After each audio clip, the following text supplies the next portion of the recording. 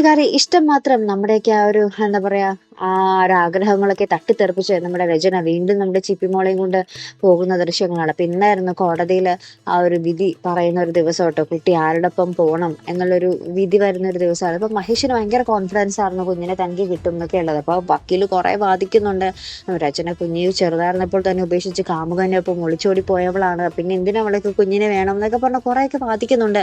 പക്ഷെ അവസാനം നമ്മുടെ രചനയ്ക്കൊപ്പം തന്നെ പോകുന്ന നിമിഷങ്ങളാട്ടോ കാണാൻ സാധിക്കുന്നത്. അപ്പൊ നമ്മുടെ ആകാശും മഹേഷും തമ്മിലൊരു ഏറ്റുമുട്ടലൊക്കെ വരുന്നുണ്ട്. ആകാശ് നമ്മുടെ മഹേഷിനെ ഭയങ്കരമായിട്ട് വെല്ലുവിളിക്കുന്നുണ്ട്. നിനക്ക് ഒരിക്കലും കുഞ്ഞിനെ കിട്ടില്ലടാ, നിന്നെ ഞാൻ തോപ്പിച്ചിരിക്കും, നീ കുഞ്ഞു വഴിയെങ്കിലും നീ തോറ്റെനിക്ക് കാണണം എന്നൊക്കെ പറഞ്ഞ് നമ്മുടെ ആകാശം മഹേഷിനെ ഭയങ്കരമായിട്ട് വെല്ലുവിളിക്കുന്ന ദൃശ്യങ്ങളും, ശേഷം നമ്മുടെ ആകാശും രചനയും ചിപ്പിമോളെയും കൂട്ടി പോകുന്ന ദൃശ്യങ്ങളും, ചിപ്പിമോൾക്കാണെങ്കിൽ നമ്മുടെ മഹേഷിനെ കാണാതെ ഇരിക്കാനേ വയ്യ. കോടതിയിൽ വെച്ച് കാണുമ്പോൾ നമ്മുടെ മഹേഷിന്റെ അടുത്ത് ഓടി വന്ന് ഉമ്മ കൊടുക്കുന്ന ഒരു ചിപ്പിമോളെ തന്നെയായിട്ട് നമുക്ക് കാണാൻ സാധിക്കും. നിശിതയും കണ്ട് ഉമ്മയൊക്കെ കൊടുക്കുന്നുണ്ട്.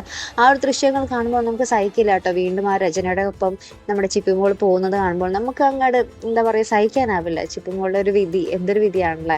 അപ്പൊ എന്തായാലും നമുക്ക് കാത്തിരുന്ന് കാണാം ഇനി മഹേഷ് എന്തായിരിക്കും ചെയ്യാൻ പോകുന്നത്, ഇനി എങ്ങനെയായിരിക്കും നമ്മുടെ ചിപ്പിമോളെ തിരികെ തങ്ങളുടെ കൈകളിൽ എത്തിക്കാൻ പോകുന്നത്, കാത്തിരുന്ന് തന്നെ കാണാം. അപ്പൊ ഇതുപോലുള്ള പ്രൊമോ റിവ്യൂസിനും എപ്പിസോഡ് റിവ്യൂസിനും ഒക്കെ നിങ്ങൾ മറക്കാതെ ചാനൽ സബ്സ്ക്രൈബ് ചെയ്യുക.